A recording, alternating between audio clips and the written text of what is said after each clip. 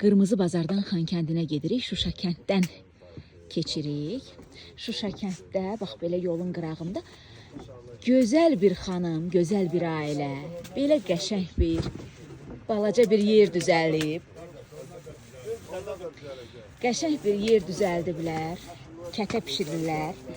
Qəşəng samavar çayı yolun kənarında. Xanım Həcər xanımdır.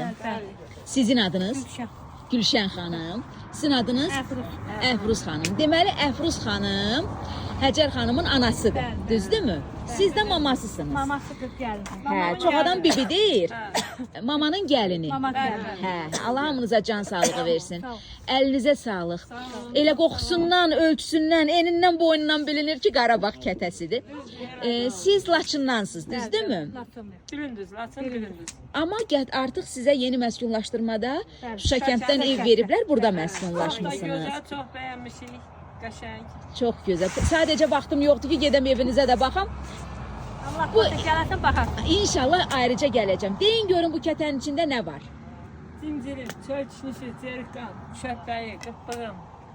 Onları bu mövsümdə hardan yığırsınız? Dağlar. Mövsüm yaxşıdır da belə. Payızda. Mən elə bilirdim ki, yazda olur Yo, yo, onlar. hava yaxşıdır. Niyə olur? Ot başında göy buraya var. Göy ot. Göy ot. Dağdan yığırsınız. Hə. Məhəllələrdə var. Abi deyənə yox bax. Buna bax hələ cerkan. O gəlim ora görüm qar. Bax cerkan, bax səhərə yığmışıq. Görsən? Baba Hə, bu gün yığılıb. Hə, bu gün. İndi yığılıb. İndi onu da bu cür göylərlə qarışdırasınız. Doğru, yığıq ha. Qaçdı. Görsən buna bax. Bu nədir? Pendirdir, şordu qatmısınız. Şor. Düzdür şor. Siz alırsanız sizin əlinizi dağlayar. Mən gəlmişəm. Elə bayaq ayağımı dağlayıblar, yaman günə qoyublar. Bir həyətə girmişdim. Yaman günə qoyublar. O birisi göydə. Bəh, bəh, bəh, bəh, bəh, bəh, bəh. Çox gözəldir. Əsl Qarabağ kətəsidir. Mən bundan indi alıb aparacam anama. Buraya bu da çöl çinisi görürsünüz. Buna bax. Çöl çinisi buna deyirlər bax. Görsən buna bax. Hə, bilirəm. Bayaq həyətdə İyi, gördüm. ətri çox gözəl. Çox gözəldir. Bax, mən də indi bunun dadına baxacağam. Əlinizə sağlıq. Allah hamınıza can sağlığı versin. Çox gözəl bir təəssürat oldu mənim üçün. Həmişə yaxşı günlərdə gəl. Nə vaxt gəlsəz, sözünüzdə qalmağa, qonaq.